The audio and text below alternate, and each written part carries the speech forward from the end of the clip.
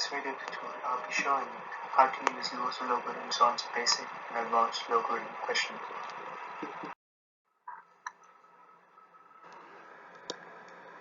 To begin with, there are only three little logarithms that you have to remember and use in log question. The first is multiplication law, as you can see in the slide above. It is a very simple one.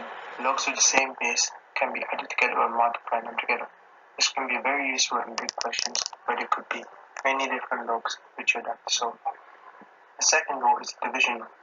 With this one, when one log is being subtracted from the other, it's the same as dividing it, as shown. The third and final law is the power law. This law in questions could be a little harder to notice, as you'll have to use your mental mind to quickly work with a calculator to see if you can make the log. For this, you would find the root of the log and then put the root in front of the log as shown.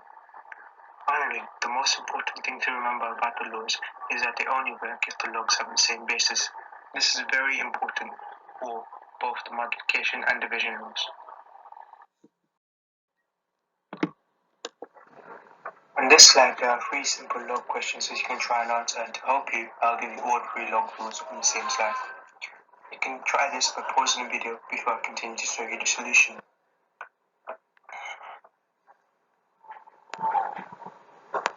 Okay, now for the first question, we can simply use the multiplication law. This is because the basis of each log is the same and they are being added together. So, 6 times 4 is 24, which will give you the answer, log 24. For the second question, you can use the division law. This is because both logs have the same base and one is being subtracted from the other. Therefore, the answer is log 15 divided by 3, which can be fairly simplified to give you the answer of log 5. The third question, which is the hardest because you can use both the multiplication and the power law, which makes it harder to realize which to use and which is the most effective in answering the question. In first instance, most people would use the multiplication law, which means they would do 16 times 32, which will give the answer log 5 in 12. This answer is correct. However, if the question was to give the answer in the most simple form, this would be wrong. This is because you can use the power law on log 5 in 12 to give you the answer of log 2 to the power of 9, which would then simplify to 9 log to the 2. In an exam, this is very hard to realize unless you're paying attention, because it is hard to mentally root big numbers. Therefore, in my opinion, it would be easier for you to use the power law. The power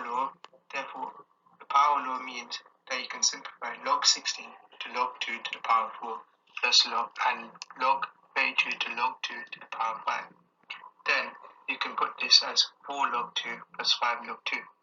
And here, because the logs have the same log number, you can simply add the 4 and the 5 together to give you 9 log 2.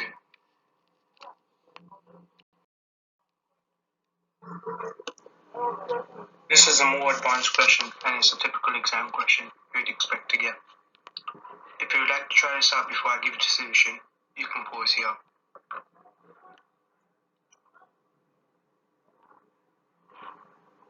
So firstly, you can try and identify what type of laws you can use in this question. If you cannot tell already, this question uses all three laws. To start with, you would have to find a number which relates to all three logs.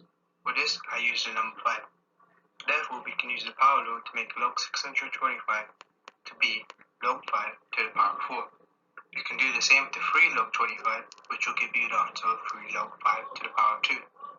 With the 2 log 125, you would get 2 log 5 to the power of 3.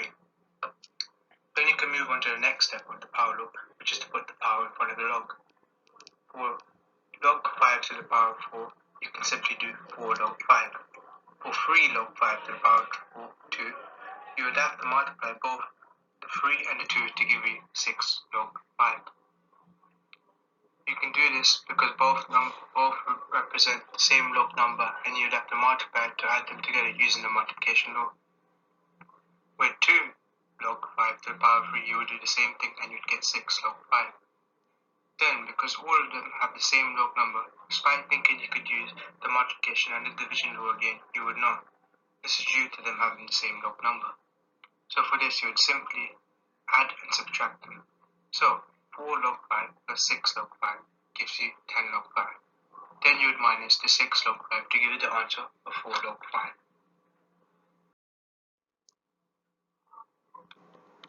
Well, I hope by watching watching this video, you have either learned or refreshed your memory on the log laws. Thank you for watching.